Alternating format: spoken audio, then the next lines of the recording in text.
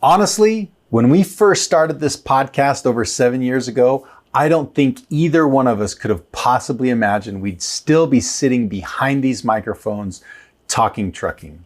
And we've talked about everything from buying a truck to getting your authority, owner operators, knowing your numbers, driver mistakes, many of which were my own, industry myths, and somewhere along the way, this podcast has turned into a community. That's why in this episode, we're not going to talk just about trucking. Today, we're going to celebrate. And we're going to kick off the biggest giveaway that we've had yet. So let's get into it.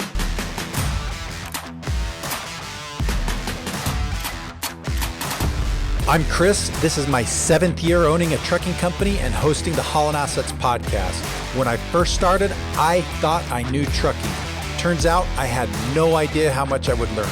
Welcome back to Haulin Assets 2.0, where I take you through the good and the bad, the ups and the downs of being an owner-operator. For the 200th time, welcome everybody. Welcome to the Haulin Assets Podcast. I am Craig, your host. Over there, he is Chris. Chris, how you feeling? How you doing? This is like kind of nostalgic. This is crazy. 200 episodes. You know, who would have thought? As you were going through your intro, it made me think, okay, we are going to talk about some trucking stuff, and obviously we're going to talk about trucks and freight and lessons learned and all that. But the word that kept coming to mind, Chris, wasn't a nice one. Uh-oh. You know what this episode's going to be? Masturbatory. let's just please ourselves for a few minutes. I'm not even going to try to attempt to say that. I will get myself in trouble. No, this is going to be a fun one. All right, so we are going to have a good time getting through some lessons from the road, some highlights, maybe some lowlights from the last 200 episodes. And yeah, absolutely, along the way, we're going to celebrate not only the hard work that Chris, especially, but Chris and I have done, but also celebrate you as listeners. We really appreciate the community that's been built, the participation that you guys throw out there. Love seeing the comments. You know, sometimes I jump in and reply, other times they slip past me, but love seeing the comments on YouTube. Obviously, what we hear from you guys on Facebook and all the 5-star reviews. Like and subscribe, everybody. But those are genuinely much appreciated. And so it's as much a celebration of you as it is of us. Chris, how do you feel about that? Here? I feel good about it. And honestly, like if you've been with us since episode 1, or you just found out about us last week and started listening, thank you very much. You know, that first and foremost. Second, you're probably at this point now more qualified to answer trucking trivia than your average dispatcher. So congratulations on that. And we hope to have many more episodes to come and help learn together a lot more about trucking. Chris, that would make the best YouTube video on our channel. Okay, maybe episode 250 or something like that. You get me and a dispatcher and you get a couple industry professionals, get a good banker panel. Get a panel together and have me stack up after 250 episodes on just trucking industry trivia. Let's all right? do it. I'll brush up on my acronyms. Yeah. That would be a lot of fun. So Chris, as we get into all this, why don't you break down for me just the number one thing? What has this podcast meant to you? What's been the most impactful? Honestly, that's a great question. The thing that really means the most to me is the opportunities that I've had along the road, whether it's having a listener like Bubba Blackwell here on the podcast in studio, remotely, virtually with us, or meeting somebody on the road or the Mid-America Truck Show that has, come up and said, hey, you and the podcast have had a positive impact on me, my life, and my career. That has just been so meaningful hearing those stories. I love it. And quite honestly, that's why I want to keep doing this, is so we can have more of those experiences, hopefully help more people and even get better as time goes on and delivering good quality content. Love that. Okay. So Chris, let's get into it. We're being self-congratulatory on this episode, so we don't want to make it last too long. Let's get right into some of your top lessons learned. Now, this is, for longtime listeners of the podcast, a lot of these are going to be familiar, I think. But for those who are new, if you didn't listen since episode 1 and you didn't hear Chris's stories from the road on the first year, or you didn't hear the growing pains right after COVID, those sorts of things, then some of this might be new. And either way, I'm excited to hear you talk about some of these things. So let's start with your first on your list of your top 5 lessons learned over the last, 7 years? Good Lord. Over 7 years, yeah. Yeah, go for it. And I think the biggest one, and I feel like this is the biggest lesson because it's had the most impact and really has created the most challenges. And that's simply growing too fast. Like right after COVID hit and the trucking market boomed, we also decided we wanted to start growing. And honestly, we just grew too fast. And that created all kinds of problems. One, it was a bad market and we weren't really mature enough as a company to grow at the speed that we were growing at. We didn't have a lot of things in place to be able to grow at the rate we did and weather the bad freight market that came after. And that's really what it boils down to. So there's kind of a few things here I really want to point out with the growing too fast. One thing that a lot of people don't think about is when you're a small company, like when we had 1 or 2 trucks and you've got a little small problem, that little small problem is, pretty manageable. Like it may be some kind of inconvenience or like a wound that festers you, but doesn't really impact your ability to perform. Give me an example. Like what? Like just tracking multiple trucks and the loads with multiple trucks and things like that. If you don't have a good system, like you can still manage it. It's a small problem, but it's manageable. But most of those small problems do not go away as you grow. In fact, they just get bigger, they get harder to control and harder to manage. And so, that small problem that's manageable with 2 trucks becomes a really big problem at 10 trucks and is no longer manageable by one person or hiring a bunch of staff because you just don't have the margin to be able to do that. And so small problems become big as you grow. You've got to clean up those problems when they're small, get everything working efficiently. When you're working well and efficiently at 2 trucks, okay, then it's time to grow to 3 and to 4 and to 5 and so on and so forth. So we talk in business terms about bubbles, or I guess economic terms about bubbles, right? And the trucking market went through, or the freight market, I guess, went through a bubble, right, during and after COVID. And so if we torture this analogy to death, it's like, are you big enough to survive the fall from the top of that bubble? Yeah. Right? Are you healthy enough to survive that fall? Because it is coming. And these things happen in cycles and waves. And this is what I hear you saying is the lesson learned is we rode the wave, we rode the top of the bubble as it went. And then when it popped, holy, it was painful. We didn't have a good foundation underneath us to weather that. And there's a couple things I want to talk about with that. First, again, addressing kind of those small, these are more inefficiencies per se than they necessarily are problems. But if you've got a small inefficiency, again, when you're a small fleet, you can manage it.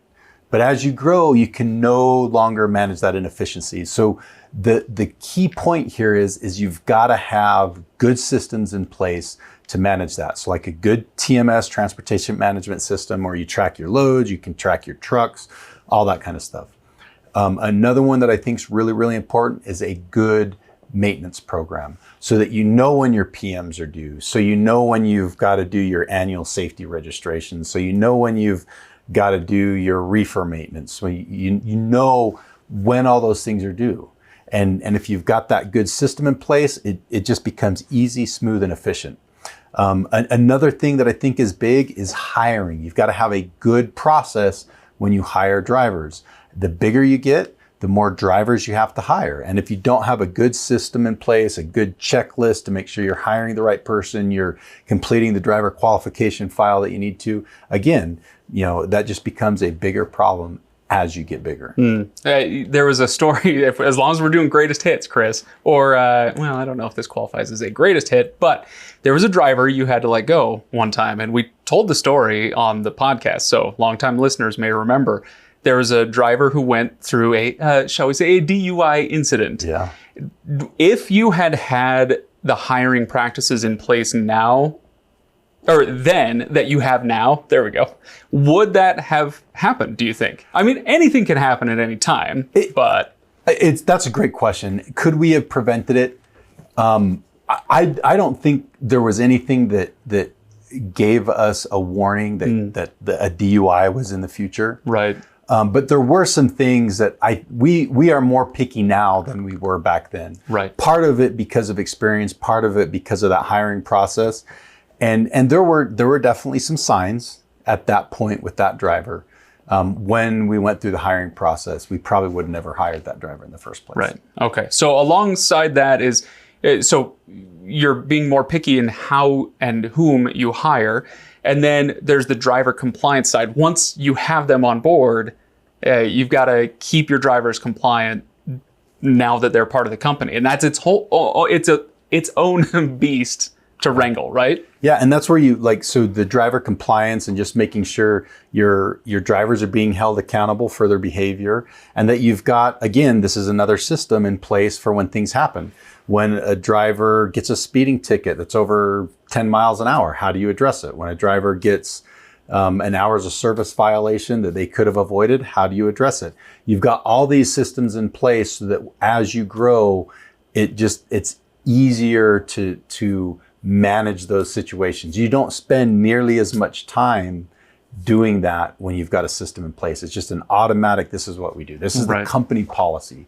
So it's having those policies, those standard operating procedures in place so that as you scale, everything else scales with it. And there's one more kind of internal process or mindset that you talk about all the time. There's an external one that we want to come to, but on the internal side, how does the company handle things? Even if you are an owner-operator, we're not just talking to the small and medium fleet managers out there, right?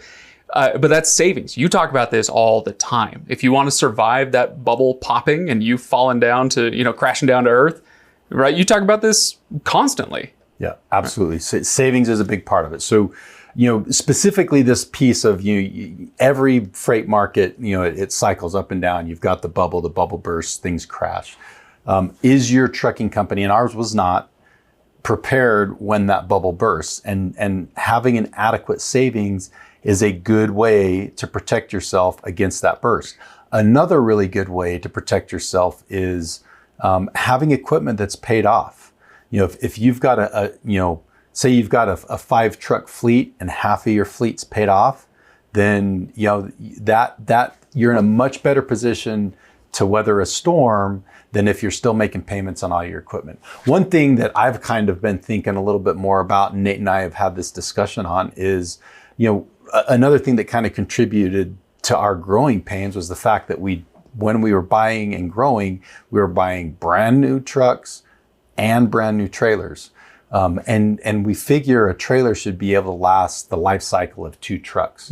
So as we mature, like we're starting to pay off some of these trailers, some of these trucks, and specifically the trailers, like now if we just have to buy a truck to replace an old truck that we're selling, now we're only paying just for the truck, not the truck and the trailer. So that in and of itself sets us up a little bit better. So whether it's you've got a good savings cushion or you've got a good percentage of your truck or your fleet that's paid off, you're setting yourself up for better success. And if you've got both savings and paid off equipment, you're really sitting pretty. Okay. And then I mentioned there's an external thing. And I mean, this is, okay, you could argue this is an internal system as well, but in order to survive those ups and downs of the freight market, another thing you talk about all the time, direct shipper relationships.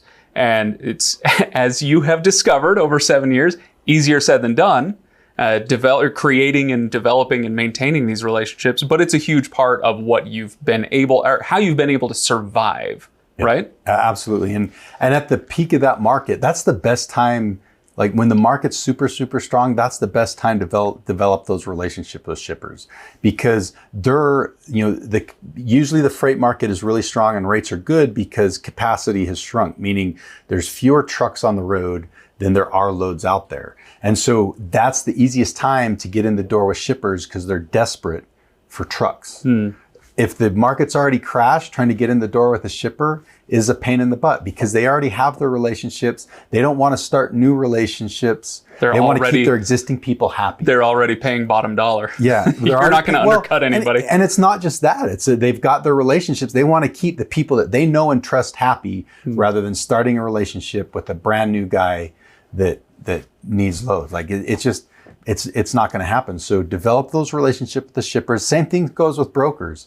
You're probably not going to find all of your loads directly from shippers. Have good brokers that you've got relationships, so you're getting their loads before they ever touch the load board. Yeah.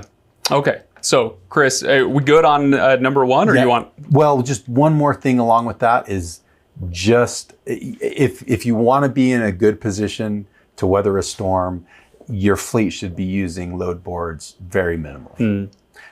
Most of your loads through shippers, filling the next with brokers you have good relationships with that are going to give you their best loads, and you're not going to waste a whole lot of time searching on load boards. You should be minimal use of load boards. Okay, yeah, good advice. All right, so that was number one, don't grow too fast.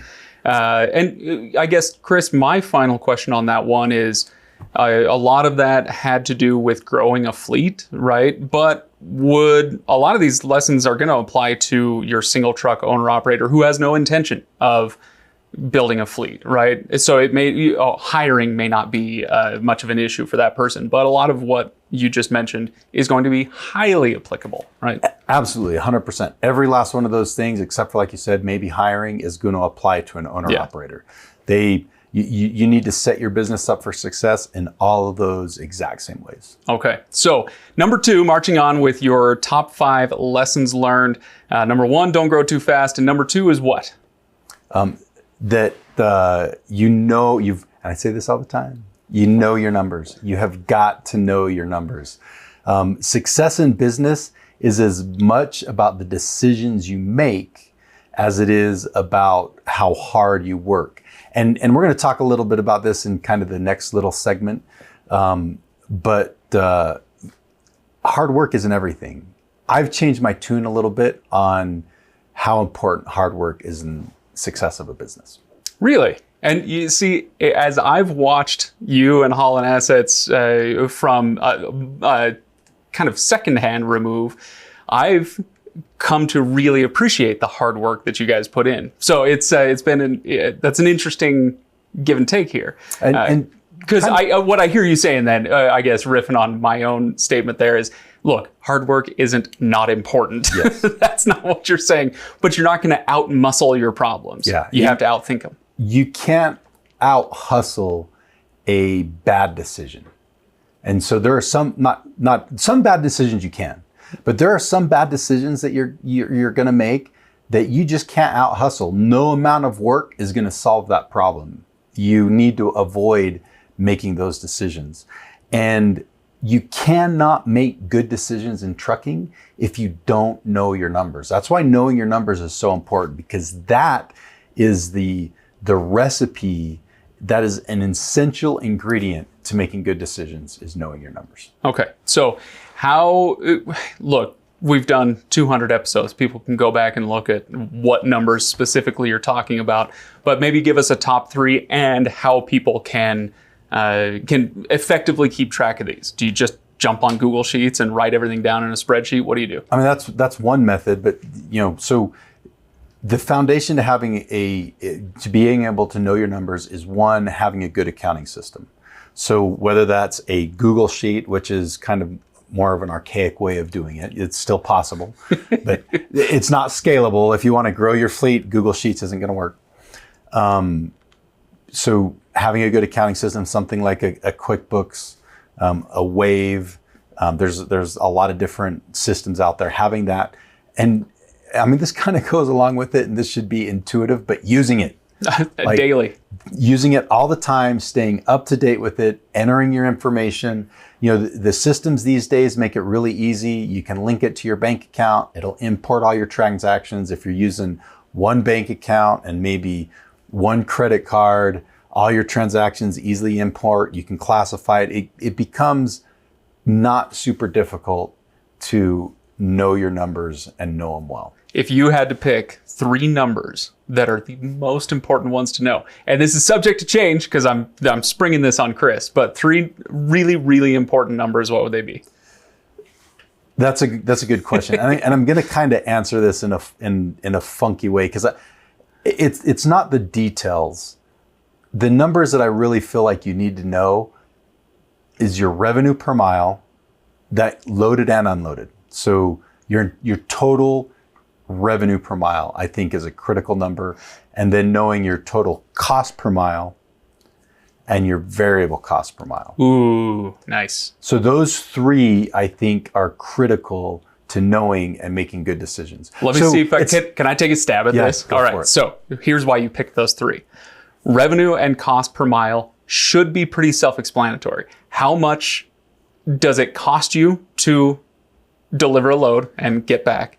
And then how much are you getting from that? That determines whether you're making or losing money. Simple as that. Yep. Your third one was, what was the third number? The third number was your variable cost. Your variable cost per mile. And here's why. Because your fixed cost per mile, there's a reason we call it that. Once you've made the decision to purchase the truck, to go with this insurance company, to whatever, these fixed costs aren't going anywhere. That's where you have to outmuscle them, right? But the variable cost per mile, there are all sorts of inputs and outputs that you can fiddle with and get better. The mickles and muckles and whatever your little thing you're saying was, right? This is where you can make a difference on the margins in your company day in and day out, right? Yeah.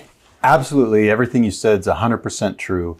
But there's one more piece that I want to talk about with variable rate per mile or variable cost per mile. And that is, it's really good to know that number because it helps you make decisions on sometimes when you should take loads or when you shouldn't take loads. It's a good indicator of that. You know, sometimes you have to take a load that is kind of at a loss, but if you're at least covering your variable cost, you're covering the expense to move that truck with a load from point A to point B. And so it's a good number to know. And the other reason I picked those big 3, if you look at it kind of at a macro view, if you've got an accurate revenue per mile, you've got an accurate cost per mile, those 2 things, that means you've got a good accounting system in the background. Nice. And everything's in. So if you're doing those 3, everything behind it is also good. One way you'll know if you're tracking your numbers right is if you think that you have positive cash flow, but somehow money keeps going out the door in a negative fashion. Something's broken somewhere and you don't actually know your numbers. All right, Chris, so that's number 2, know your numbers. Let's move on to number 3. What you got? So number 3 is to evaluate your lanes on a regular basis. And this, I'm kind of embarrassed to say it, but this is like one of the lessons that took me way too long to learn.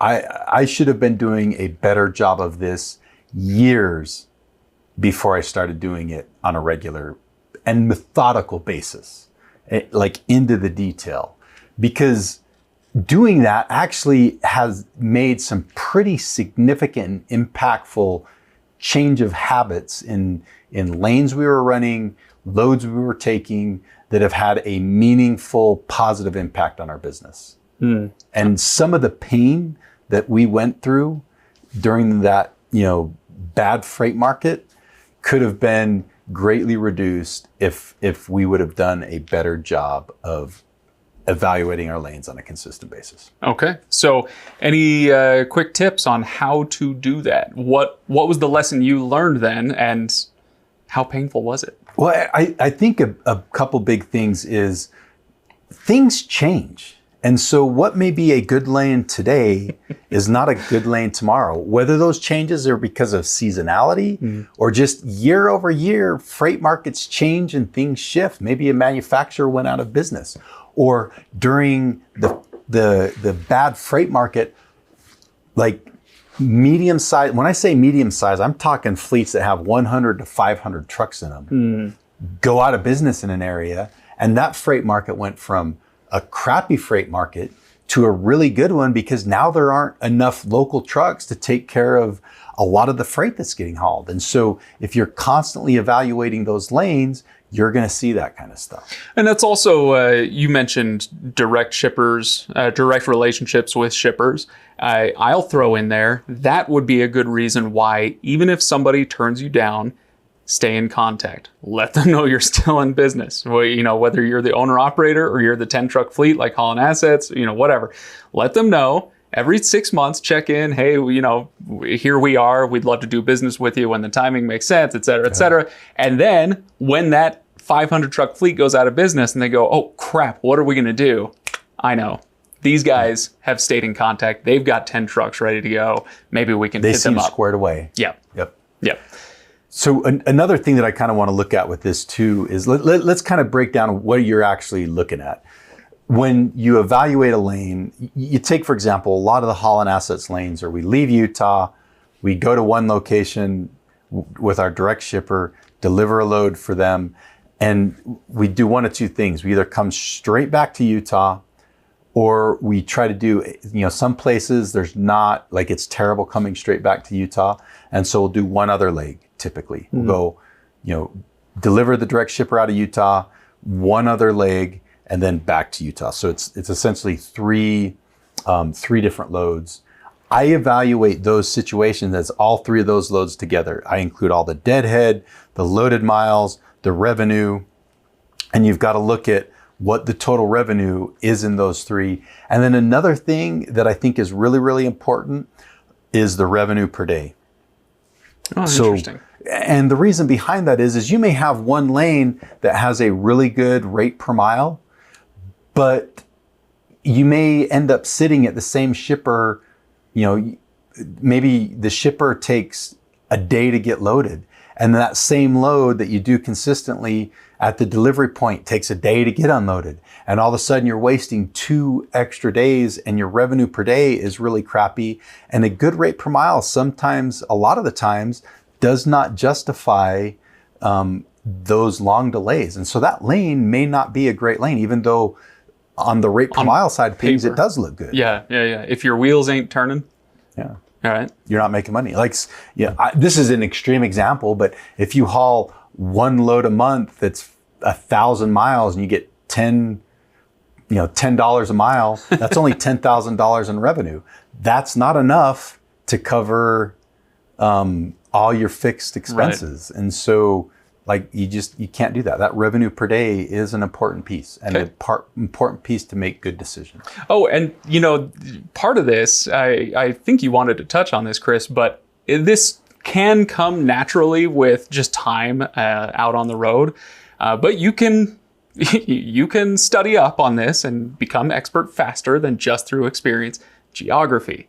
Understand your geography. We live out in the Intermountain West, so we are very familiar with this sort of thing. Going out to the Northwest, right? You're going through all these mountain passes. You want to go east, you're going to be going over I-70 or whatever, right? Know your geography, because if you're shipping from Wyoming to Iowa, congratulations, you have no elevation to worry about, right? Well, okay, that's maybe not the best example. Nebraska to Iowa, yeah. Right? But if you're going from Oregon to New Mexico, good luck to you. A lot of hills. You're going to be burning a lot of fuel that way, yeah. Right? So, geography, right? Yeah, geography, that impacts profitability. If you really want to hone down into comparing lanes, look at the profitability of each lane. That gets to be a little bit harder and more complicated, but it's still doable. Yeah. Okay. All right, Chris, shall we move on to number 4 then? Yep, let's do All right. 4. So number 3 was reevaluate your lanes constantly. Look at them. What would you say? Monthly, quarterly, at least? Ideally monthly, at least quarterly. Okay. So then number 4 is what? Number 4 is start building relationships with shippers immediately. Chris, it's number 4, and we've already talked about it 3 times. We have, and there's a reason for that. It is like, to be successful as a trucking company, you pretty much have to have relationships with direct shippers. It's not impossible, but it's really hard, and you're not going to be as profitable as you could be if you don't have direct relationships with shippers. When you say it's really hard, do you mean like, okay, so it's really hard, obviously, when you just get started. You're a brand new authority. You're not, quote unquote, trusted in the industry yet. And so that's going to be difficult. But it's still worth starting the process now. And then the other part of that is it's harder for the owner operator than it is for the medium or large fleet, right? It is, absolutely. But with that being said, let's talk about the owner operator realm. And this is why when I was an owner operator, the first year I was driving, I was really intimidated to go contact shippers directly, because everybody says, you need to have at least 5 or 10 trucks before most shippers will even look at you. And that may be the case.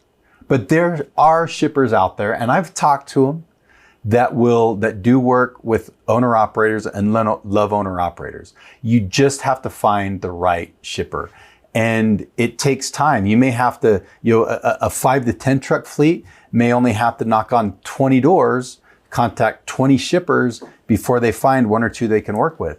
If you're an owner operator, you may need to contact 40, twice as many before you find 1 or 2 that are willing to work with you. But they are out there, you can find them. The one tip I would give to owner operators to help in this realm is, and it's intuitive, don't go to Walmart expecting you're gonna, as an owner operator, build a relationship with Walmart. Right. The smaller the shipper, the more likely they're gonna be to work with an owner operator, because their smaller needs align better with your smaller capabilities. And so that's where I would start, smaller shippers. If I'm an over-the-road owner-operator, would you say, even though, okay, you're serving nationwide or close to it, still, if you're looking for those direct shippers, my brain is hearing you say, start local, or at least local-ish. Find some regional folks. You're not looking for as you say, the Walmarts. Use Walmart as a stand-in, okay? Not Walmart, not Target, not whatever the giant national corporation is. Find the local and regional companies that are shipping product some distance and start there, right? Some distance, and maybe they only ship 1 or 2 loads a week. Right. So they don't have this big, huge need. They don't need 10 trucks. In fact, if they've, a 10 truck or 20 truck fleet's not going to be interested in them because they can't give them enough work to keep them busy. There you go. Okay. Good on number 4 then, direct shippers. Let's go. We've beat that one to death. We Chris. did. All right. So number 5 then, of the top 5, your number 5 lesson learned in 7 years. And this may surprise people a little bit, because it's really not, you may not be thinking this, but I think it's important to know this and understand this for one's own mental health, because being an owner operator, owning a trucking company is not easy. So number 5 is, it's going to be harder than you think, but it's going to be worth it.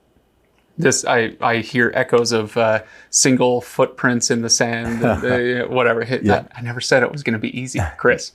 No, this is actually, I love this one, because this is one where I have, from a sort of observer's perch, heard your tune change quite a bit.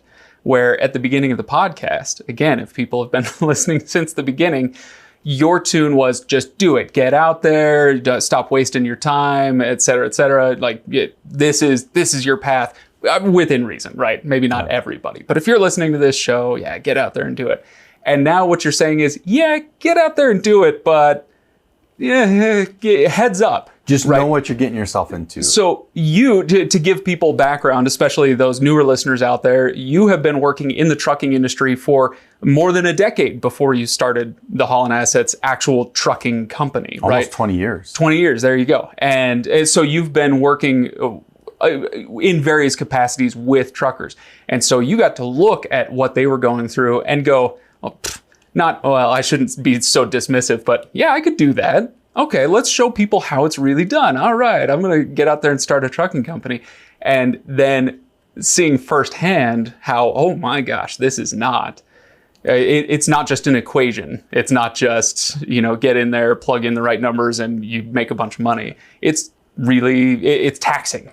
It is taxing. And I think knowing that going into it gives you a good leg up, because it helps you prepare for it mentally. Like, it's going to be challenging. So when those challenges come along, you're expecting a little bit more and you're mentally prepared for it.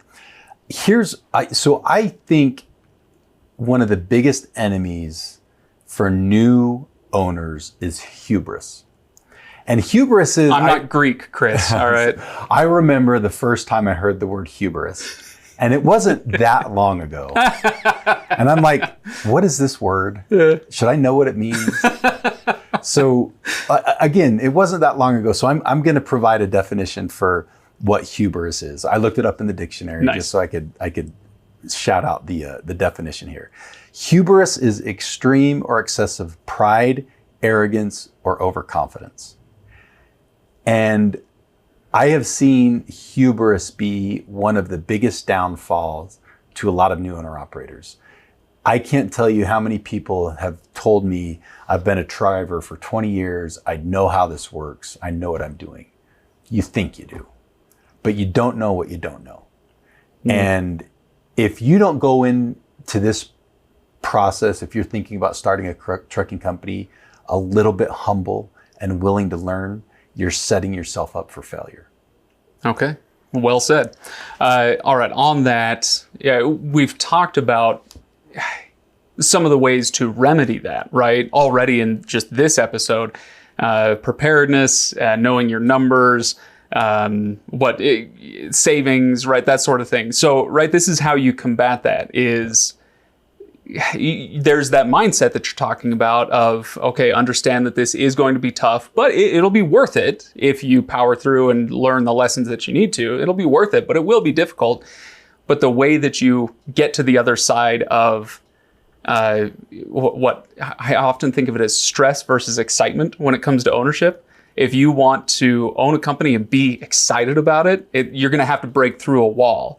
And to do it, you do a lot of the things that you've already talked about on this podcast, right? Yeah. And so let's talk about a few of the things that I think are kind of critical to you being able to kind of weather the storm and really be able to get through those hard times, because it's going to be hard. One, you need to be humble because that goes along with also having a mentor. You know, you need to realize you don't know everything. So find a mentor, a good mentor, because there are bad ones out there. Find a good mentor and listen and learn. Be a sponge. Learn as much as you possibly can from them. Yeah. Okay. Anything else? Yeah, I've got a few more. You also, then this kind of comes along with the humility. You need to question all your decisions. Don't be too willy-nilly with the decisions and just making a decision without putting some thought into it and kind of stress testing your decision and make sure, hey, yeah, this is really the right decision. So question your decisions. Well, I'll throw the other side of the coin at you with that one, because I 100% agree with that, but also don't let yourself lock up with decision fatigue or indecision, right? Yeah. Yes, you question your instincts and make sure that the numbers back them up and the data backs them up. But once you arrive at something, go do it. Don't hesitate, right? It's a fine line. And this is one thing that it really separates good business owners from others is there's a fine line between making decisions too hastily and not making any decisions at all. You've got to find kind of that happy medium, and the good business owners are good at that. Yeah. Moving on to the next one. You've got to be prepared to weather the storms. We've talked about this a little bit, but there's a few more things I kind of want to touch in with this. Again, adequate savings. Make sure you've got savings. Savings can help you weather some of those peaks and valleys a little bit better.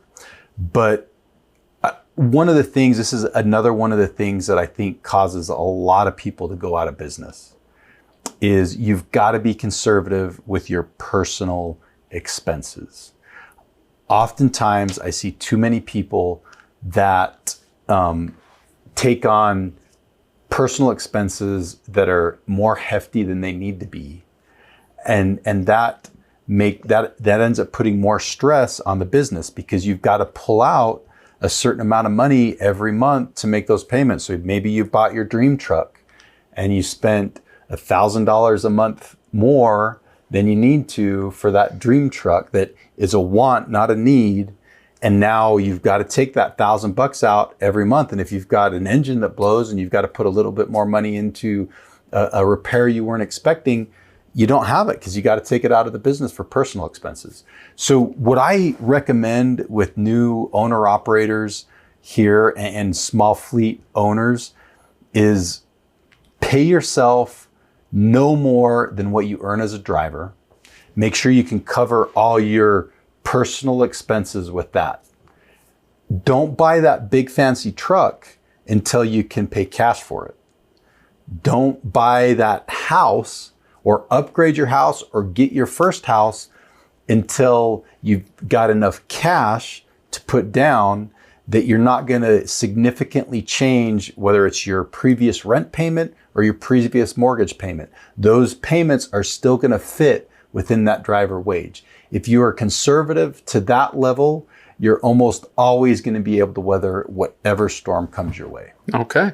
All right, Chris. So those are your top 5 lessons learned. And I know we'll rip through this one a little bit, but some myths as well. I'm sure there'll be some related points in here. But what are some of the biggest myths that you went into this with, misconceptions about, and which myths have been busted? The biggest one that I really want to spend a little bit of time on, the other ones we'll probably just mention, is, most of people know, if you've been listening for a while, I grew up working on a farm. Working on a farm taught me how to work incredibly hard.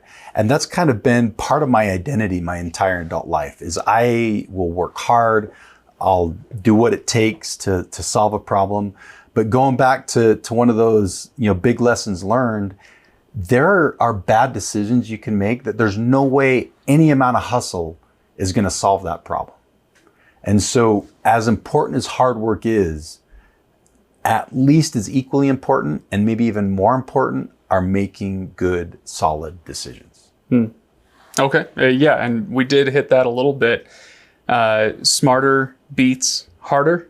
Yes. It's rock, paper, scissors. I wonder what the third one is. You can work smart, you can work hard, or you can work, whatever. I don't know. Somebody can let us know in the comments. Think of something. Yeah. But yeah, absolutely. Work smarter, not harder. I mean, I honestly, I think smarter is more important than harder. Okay. All right. Well, let's quick fire some other ones. What other myths have been busted?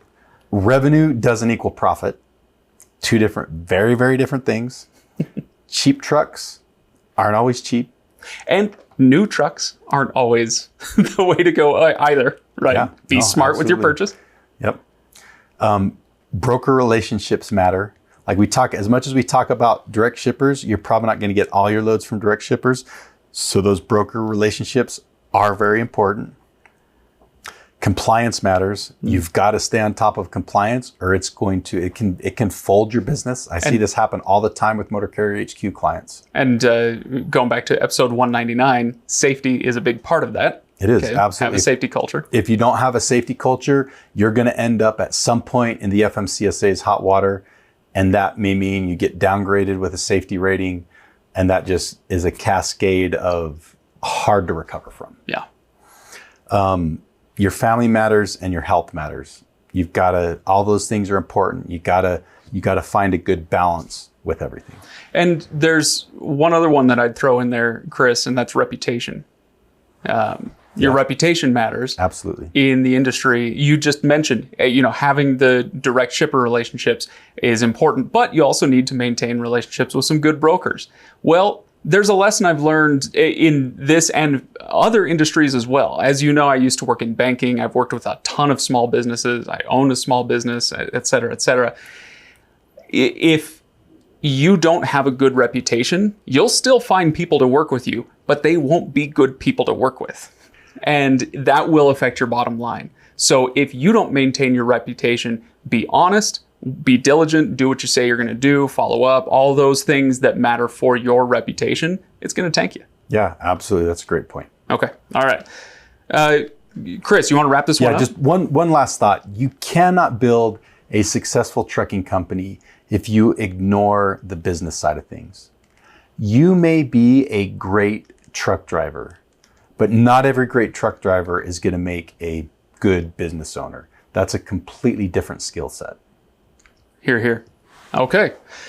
Chris, you wanted to touch on, you just mentioned your family matters, right? This is part of the trucking industry, but it's been part of your journey as well. It has. And this 200th episode's been a little bit nostalgic for us. Like it's been a crazy journey. And this is not something my family ever thought was going to happen or was ever really signed up for, especially me in that first year when I was over the road for an entire year. But they've been more in the background, but they've been a significant part of this journey. And I could not have done it without their support, without their love, without their understanding. And they've had to make a whole lot of sacrifices along the way. So I want to thank my wife, my kids for being there for me, for supporting me in this journey, for riding along with me. They have been a big part of this. And every truck driver knows, like, none of us could do what we do in the trucking industry. It's a challenging industry without a good support system behind us. You know, whether that's friends, extended family, a spouse, kids, all of that's critical to be able to be successful in trucking. So thank you to my family. Absolutely. Okay. I love that. Now, Chris, as we move on to, I'm not going to say the most anticipated part of the episode, but yeah, let's go for it. We're talking giveaway. Before we do, Chris, I want to remind everybody, as I do, I'm not going to skip it in the 200th episode. You guys thought I'd forgotten about it at the top. I didn't. Go to haulinassetsllc.com for full show notes, especially on those financials episodes, but they are valuable anytime. motorcarrierhq.com for the tools, tips, and people you need to make the leap from employee driver to owner operator and beyond. All right, there's my Buzz Lightyear version of it. And Chris, HaulinAssetsAcademy.com is where people can go to get the self-directed version of some of that learning that they're going to need to, again, make that leap. Okay, so those are the three places we really want you to visit. Also, 5-star reviews help a ton. If you want to drop us a line, I would actually really appreciate it. This would be a good episode to just drop a quick one sentence, hey, you know, congrats on 200 episodes or something. Those comments help a ton with the algorithm, along with the 5-star reviews, and getting more people to have this show pop up on their suggested feed or whatever. So that will be much appreciated. Please do so. Now, Chris, there's a giveaway going on. What you've been teasing this with your shirt half unbuttoned, metaphorically speaking, for the last 3 or 4 episodes.